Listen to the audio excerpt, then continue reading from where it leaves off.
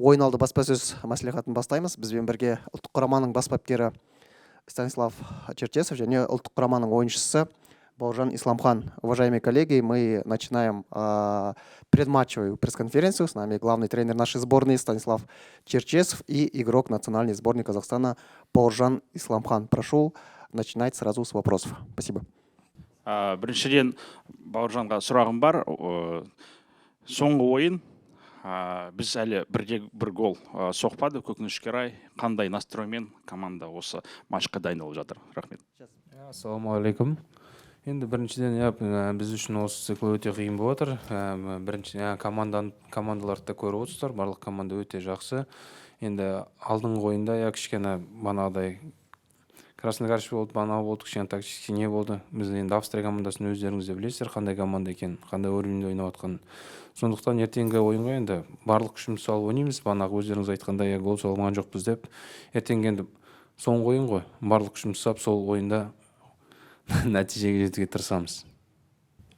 Тағы да Бауыржанға сұрақ қойайын. Өкінішке орай өткен матчта бірінші таймның ортасында қызылға салдық. Сол себепті бас бапкер сізді ауыстырды. Осындай шешімді кәсіби футболшы ретінде ауыр қабылдадыңыз ба? Жоқ енді, біріншіден жоқ. Енді команда берде ол сборный болған соң берде еш не жоқ. Команда ол барлық нәрсені енді өзіміздің главный тренер бар. Главный тренер қалай айтады, сол дұрыс болады деп ойлаймын. Ассалаумағалейкум баршаңызға. Бауыржан, сізге сұрағым. Сіз өзіңіз жастайыңыздан ұлттық құрамада ойнадыңыз. Қателеспесем, сол кездегі үлкен толқын ағалармен ойнадыңыз. Қазір өзіңіз үлкен буынға айналдыңыз. И осы құрамада жастар өте көп. Және бір байқағанымыз, жастар қатты қобалжып жүрген сияқты. Қандай ақыл кеңес айтып жатсыздар? Жалпы байланыс, қарым-қатынас қалай? Енді біріншіден айтып жатсақ, қаншама жыл банағы сборныйда келе жатырмын. Енді мынау келіп жатқан жас балаларға ең біріншісі денсаулық қой енді. Сәттілік банағы. Мен де өзім қанша жыл болдым, қанша жылда мысалы ойнай алмадым банағы, қаншама уақыт өткіздім. Бірақ енді келіп жатқан банағы жастарға тек қана біз өзіміз тек қана көмектесіп, сол балалар Алла қаласа енді Қазақстан болашағы ғой шынына келген кезде. Бана көбісі айтып жатады, неге осы біздің жас балаларды шақырмайды? Барлығына сборныйдың есігі ашық. Жақсы өнер көрсетіп жатса, олар да осы уақытқа келеді. Бауыржан, бүгін әлеуметтік желілерге кірсек, сіздің клубыңыз бірнеше футболшымен қош айтысты. Және де осы матчтың алдында қандай ойлар пайда болады? Тұрақсыздық жайында мысалы басқа да ойлар бар шығар енді. Рахмет. Шынымды айтсам, қазір клуб жайлы ойлағымда келіп тұрған жоқ. Мен қазір барлық ойым ертеңгі ойым болып отыр шынымда. Қалған уақыт уже уақыт көрсетеді, қалай болады клубпен. Бауыржан Исламхан, сізге көп рахмет. Енді әрі қарай бас бапкермен жалғастырамыз. Здравствуйте, добрый день всем.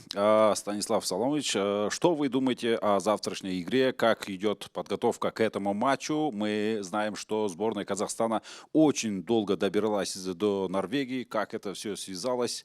Вообще, как самочувствие в команде? Ну, вы знаете, о чем говорите, потому что вы были с нами. Другое дело, что завтра матч. Сколько мы летели, час, 2, 10, это уже не имеет никакого значения.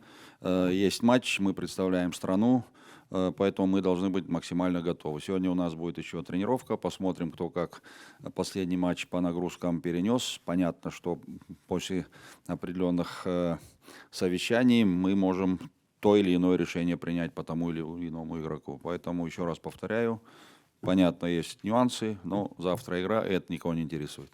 И нас, кстати, тоже. Добрый день. Хотел задать вопрос. В этом году впервые в казахстанской премьер-лиге убрали лимит на легионеров. И мы ожидали то, что казахстанцы будут уезжать за рубеж, а оказалось так, то, что многие сидят на замене в своих клубах, в той же Астане, в Кайрате. Именно с точки зрения главного тренера сборной Казахстана, как вы считаете, насколько это правильное решение? Спасибо. Ну, чтобы понять то или иное решение, надо понимать, с чего это взялось, откуда и почему это сделали. До определенного времени я в Казахстане не было, и я не могу объяснить ход принимаемых решений. То, что случилось, оно случилось. Я вот с этим столкнулся и с этим работаю. И вот и перед этим был вопрос, который подразумевает определенные проблемы, хотя я этот вопрос не люблю. И это тоже, еще раз повторяю, мы столкнулись с тем, что есть, и с этим работаю. То, что игроки уезжают или не уезжают, по заказу еще ни один футболист не уехал, он должен соответствовать определенному уровню, и тогда тот или иной клуб его может приобрести. Первый год вот этот регламент, да, я так понимаю, сколько он продлится? Ну, значит, на следующий год еще продлится, и после первого года, понятно, кардинальных решений нельзя принимать и однозначно сказать, плохо это или хорошо. Ну, раз принято решение, значит, это надо выдержать и потом спокойно проанализировать. Ну, естественно, игроки, уже другая конкурентная среда, и в этой конкурентной среде они должны себя проявлять. Вот что, а статистически я не знаю, больше стало играть игроков или нет. То, что игроки сборной играют меньше, это факт. Станислав Саламұлы, ассалаумағалейкум тағы да. Сізге сұрағым, сіздің тұсыңызда көп футболшы Қазақстан ұлттық құрамасы сапында дебют жасады. Және біз мойындаймыз ба, мойындамаймыз ба, бәрібір тарихта Станислав Саламұлының тұсында дебют жасаған ойыншы ретінде қалады. Ертеңгі ойында жас ойыншылар көп, қазір құрамда дебют болады ма тағы да? Бұл осы жайлы пікіріңізді білгім келеді. Ну, понятно, смена поколений идет, появляется один и другой молодой игрок. Ну, как я уже на прошлой пресс-конференции сказал, что их надо вводить аккуратно, чтобы вот Жумаханов сейчас появился. Ну, как говорят, нет худа без добра.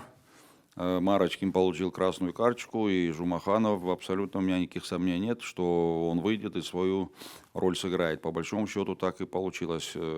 Кенджебек тоже вышел вместо Самородова, не потому что я не был доволен Самородовым, потому что мы, хотим или нет, уже 0-2, сложно отыграться, и я уже думал о завтрашнем матче, потому что нам надо максимально, возможно, сохранить команду конкурентную. Поэтому и Самородова тоже из-за этого поменял. Вышел молодой парень, который свою лепту сыграл. Мы ему уже какие-то вещи показали, чтобы он на это обратил внимание. Ну а так завтра игра, сегодня тренировка. Был бы тренер без опыта, я бы вам сейчас столько наговорил. А тренировка пройдет, и завтра мои слова будут расходиться, то есть дела со словами. Поэтому давайте дождемся тренировочного процесса. Опять же, непростой матч мы провели.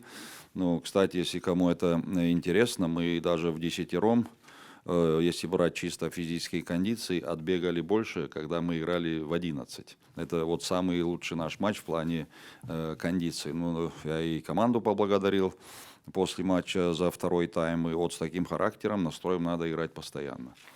Ну, двигаемся дальше. Еще раз повторяю, вот, кстати, вопрос правильно задали про забитые мячи. Он непосредственно за это отвечает. Ну, непростые у нас соперники, игроки это сами чувствуют. И ни одному тренеру, команде, стране не хочется проигрывать. Но часто бывает, что тренер должен со своими игроками пережить определенную фазу. Она никогда не бывает розовой. Поэтому часто такая ситуация, и с них нельзя требовать того, что они не могут. Поэтому надо быть объективными. Добро пожаловать в Норвегию. Далеко вы доехали, да? Мы знаем, что ваша команда хорошо начала эти состязания со встречи с Норвегией. Какие у вас ожидания на окончание этого турнира? Ну, ожидания... Турнир заканчивается, норвежцы борются за выход в серию А с австрийцами. Мы уже, как говорится, за бортом этого турнира, поэтому у каждой команды свои цели. Наша задача, еще раз повторяю, перестроить команду. Завтра у нас хороший соперник, и как ни в таких играх, реально и игроки сами проверят себя, и тренер посмотрит, какие тактические новшества им нужны. А так, поздравляю Норвегию, что стартовали не так удачно, но сейчас, как говорится, борются за первое место. И один небольшой вопрос к вам. Для вас лично и для ваших игроков имеет ли значение встретиться с Холландом? Ну, мы с ним уже встречались. Это не первая наша встреча.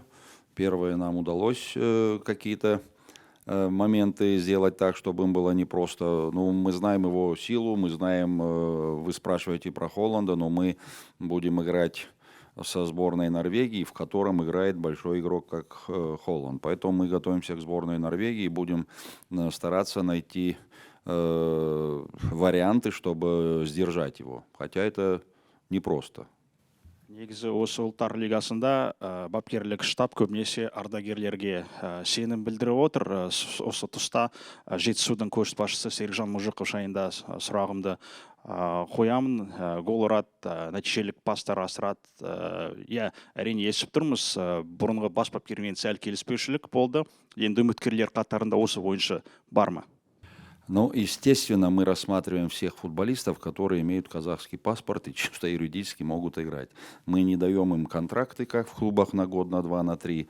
И так мы можем на любой матч пригласить того или иного. Но иногда сложно сделать такой шпагат, потому что нам надо и молодых, нам надо и то, нам надо это, и ну так не бывает. Давайте дождемся момента, когда эта ситуация созреет, мы знаем всех футболистов, и будем ситуативно действовать. Вот вы сейчас назвали клуб Ардебасы, в которой какие-то перемены. Ну вот я пару месяцев уже здесь, и эти перемены идут постоянно, по-моему, и везде.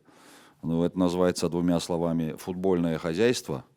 И вот это футбольное хозяйство надо как-то вот так как-то приводить в порядок, потому что у всех одногодние контракты. Вот я до сих пор не знаю, какой клуб куда поедет, потому что там тренера нет, у того заканчивается. Футболист, вот, кстати, у него тоже контракт заканчивается, тоже не знает где, и где они будут заниматься отдыхом, готовиться к сезону, или вместо отдыха будут искать себе команду, а потом они опять приедут и не готовые ни духовно, ни физически. Вот много нюансов, на которые мне надо находить постоянные ответы. Но мы, как говорится, там, где есть, и из этого надо выжимать максимум. Посмотрим. А насчет Мужикова, спасибо за вопрос. Кстати, он соответствует своей фамилии.